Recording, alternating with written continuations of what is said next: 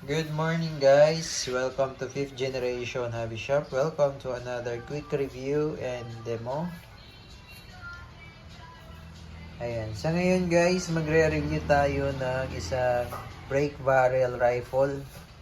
As you can see, this is the Crosman Magpar Ultra 177. Previously, meron tayong review nito. Yun naman po ay the Magpar Ultra caliber 22. Multi-shot din siya. Same lang sila. Pero ang pinag-iba lang nito, itong unit na to is caliber 177. Ayan. .177 caliber. And then up to 1,300 EPS. So mas malakas siya dahil yung bala niya ay mas maliit compared doon sa caliber 22. So yung caliber 22 pellets na Crosman Magpar Ultra din, nasa 975 EPS yon. And then yung magazine nun is 10 round magazine. Ito naman po ay 12 round magazine. Ayan. So ito yung gamit nating bala. This is the Umarex Copper Impact.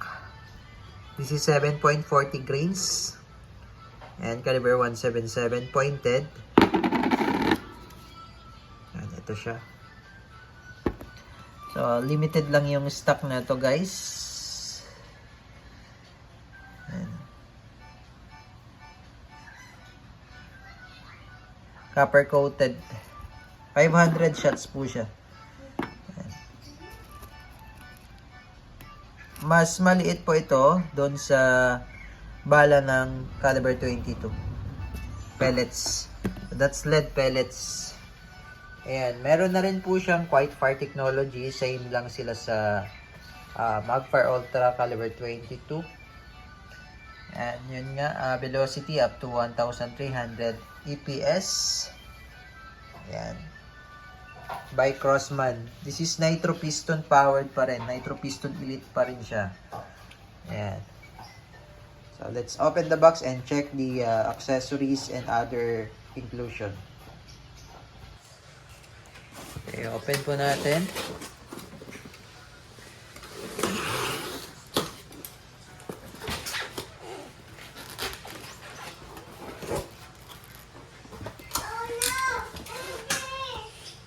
So, it comes with center point scope. This is the scope. So, kasama na siya sa package. Bali, yung scope na to, di pa siya naka-zero.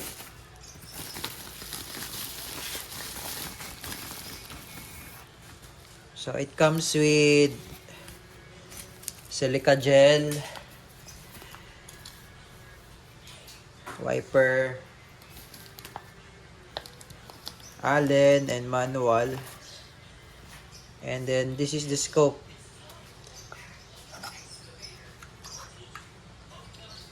Comes with 39x40 EO center point scope. Ganda ng scope niya rin.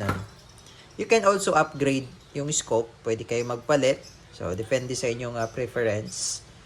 Ayan. So, ito yung sa layo, distance. Ayan. Up to infinite yan. Up to infinite. And then, minimum of how many yards? 15 yards.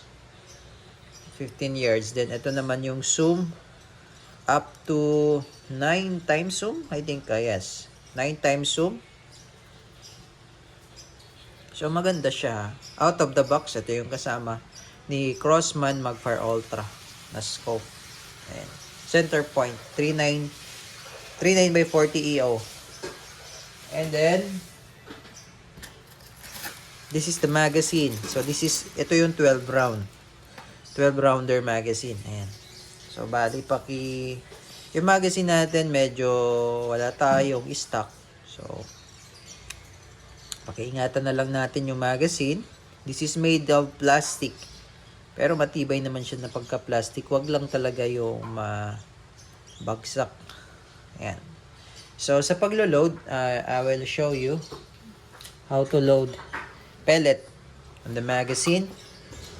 So, as you can see here, meron siyang indicator kung ano yung positioning ng pellet. Yan. So, yung head niya and the nose. So, paganyan siya. Paganyan. Yan, paganyan. So, meron kayong makikitang arrow kung saan ang ikot ng wheel. Ito yung ikot yan. Iikot mo kasi siya. Yan. Pero sa ngayon, as you can see, meron siyang indicator na ganyan. I don't know anong tawag dyan eh. Yan. So, ibig sabihin yan, walang laman. Empty na siya. And then now, maglo-load tayo. Papasok mo lang siya dyan. Yan. Then, ikot mo lang. Ikot mo lang to. Kung saan nakaposition yung arrow. So, ano siya? Clockwise. Yan. Then, as you can see, ayos natin.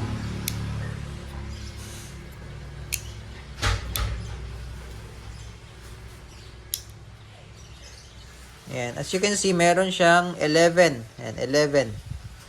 Okay? So, kasi nakapag-load na tayo ng isa eh.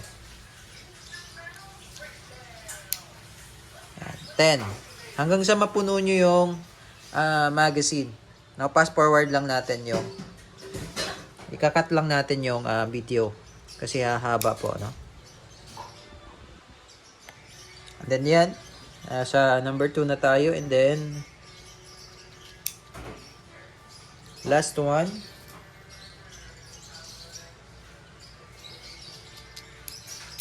So, ayan. 0 na siya. So, pag 0 na po, huwag nyo na po siyang lalagyan itong pinaka-space na to, itong slot na to, kasi ito yung lalagay natin doon sa unit. Ito yung isasalpak natin. So, hindi na siya, pag 0 na siya, huwag nyo siyang lagyan dito. Okay? So, yan. Full na tayo. Full load. Now, check naman natin yung unit. So, this is brake barrel. So, sa mga beginner, this is powered by Nitro Piston Elite.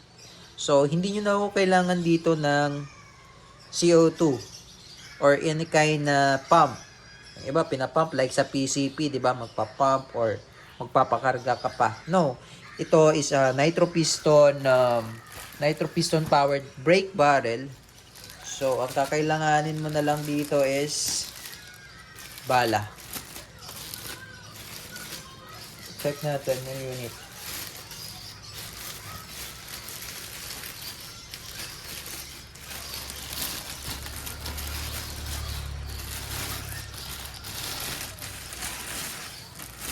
Okay.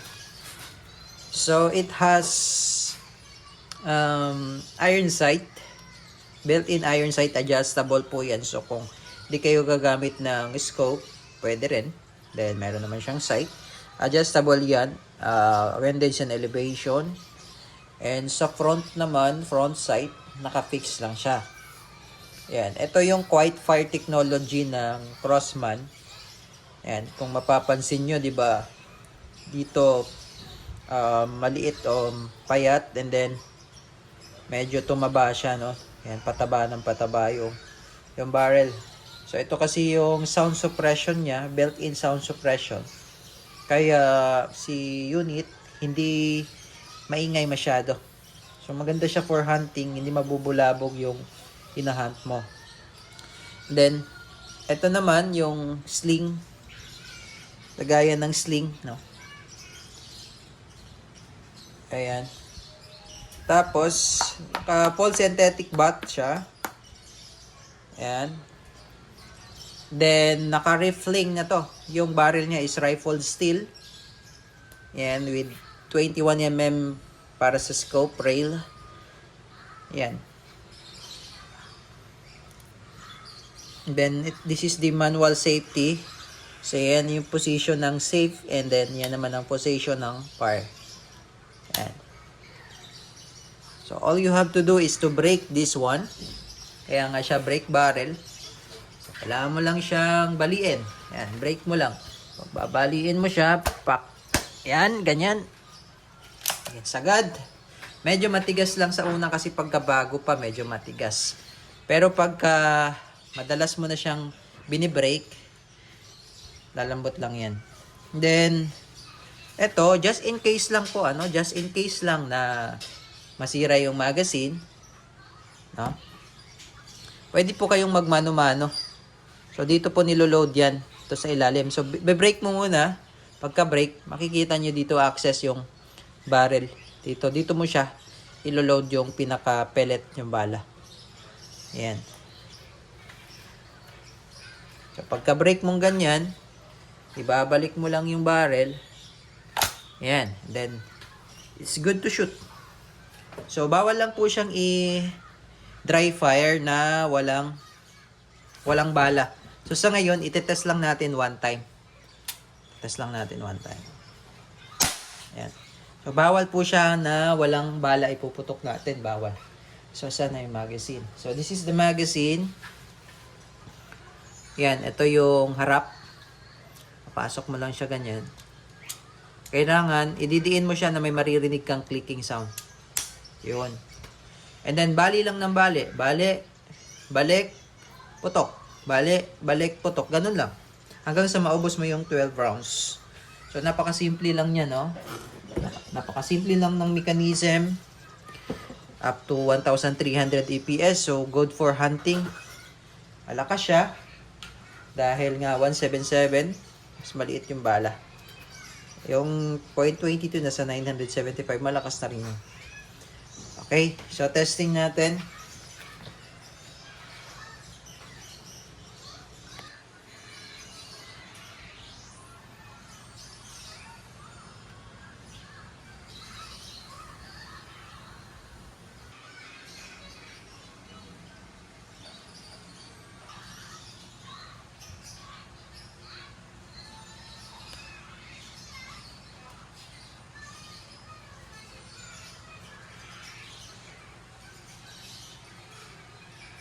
Testing.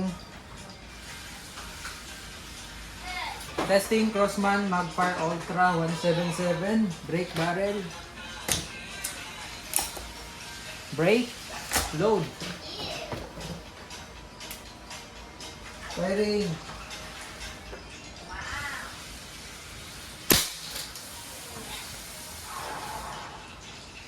So makikita nyo dito kung nakailang shot po kayo. So, bali lang ng bali hanggang sa maubos yung 12 shots. Firing. Yan, meron siyang 4 na tama. Tatagos talaga siya. 1,200 EPS. Oh.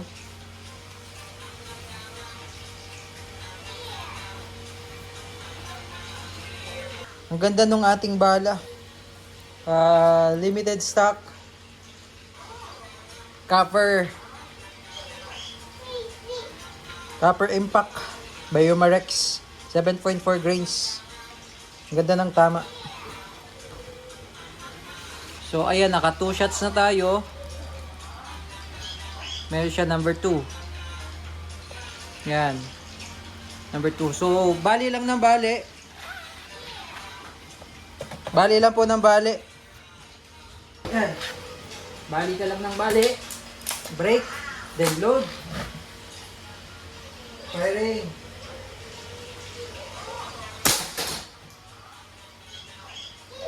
Crosspan Magpar Ultra 177.